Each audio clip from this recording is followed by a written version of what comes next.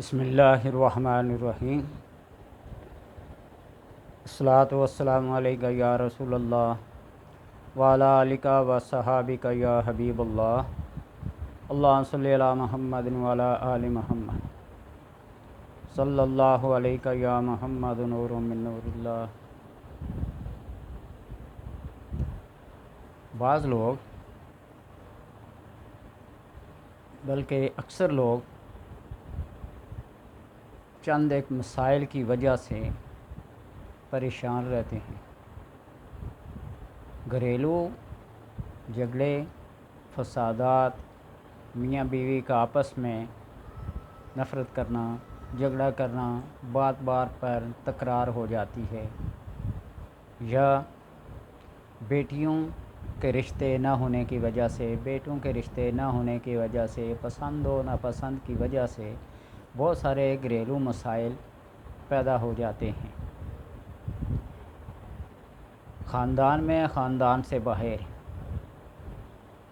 مشورہ کرنے سے پھر بات لیک ہو جائے گی، دوسروں تک پہنچ جائے گی، ایک کی پسند دوسرے کی ناپسند، ایک کی محبت دوسرے کی نفرت گھر کے اندر پیدا ہو جاتی ہے۔ تو اس کا حل یہ ہے کہ ہمارے پاس قرآن کی صورت میں ایک بہترین علاج ہے۔ کوئی بتانے والا ہو، سمجھانے والا ہو، پڑھنے پڑھانے والا ہو تو کوئی ایک چھوٹی سی آیت، ایک جز، ایک سورت سارے مسائل کا حل ہو جاتا ہے۔ میڈیکل سٹور ہو اور آپ چاہیں کہ اس کے اندر سے ساری دوائیاں میں استعمال کر لوں، میں کھا لوں، میں خرید لوں، ایسا ممکن نہیں۔ ڈاکٹر جو تجویز کرے گا، جو تشخیص کر کے دوائی لکھ کے دے گا، وہی آپ استعمال کر سکتے ہیں۔ کتابوں کی دکان کے اندر چلے جائیں، آپ کہیں کہ میں ساری کتابیں پڑھ لوں گا، خرید لوں گا، ایسا ممکن نہیں۔ کوئی عربی میں، کوئی فارسی میں، کوئی لاطینی میں، کوئی سنسکرت میں ہو تو آپ وہ زبان جانتے نہ ہوں، کیسے پڑھیں گے؟ اس کا پڑھانے والا، اس کا سکھانے والا کوئی موجود ہوگا تو پھر ایسے ہوگی۔ تو بات لمبی ہو جاتی ہے سمجھنے اور سمجھانے میں۔ تو آپ سورہ مجادلہ 28ویں پارے کی پہلی سورت، آپ اس کو فجر کی نماز کے بعد 3 بار پڑھیں، 5 بار پڑھیں، 1 بار پڑھیں۔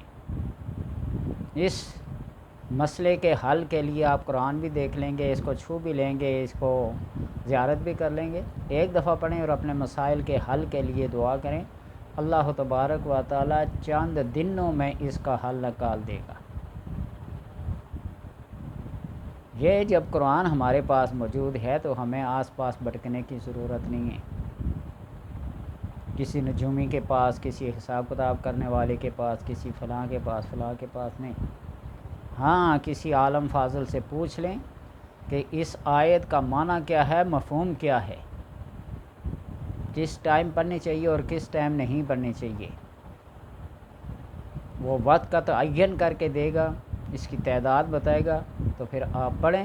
جس طرح ڈاکٹر کسی سیرپ کے اوپر لکھ کے دیتا ہے، اس کو 2 ٹائم لینا ہے، 3 ٹائم لینا ہے، 1 چمچ لینی ہے، آدھا چمچ لینی ہے، یا ٹیبلٹس کے پتے پہ لکھ کے دیتا ہے اس کو کتنے ٹائم لینا ہے۔ یہ بھی بہت ضروری ہے، یہ بھی بہت ضروری ہے، اس کی مقدار کا تعین کرنا، اور کس ٹائم پہ پڑھنا ہے، کس ٹائم پہ لینا ہے، تو اس ٹائم پہ کھانا ہے۔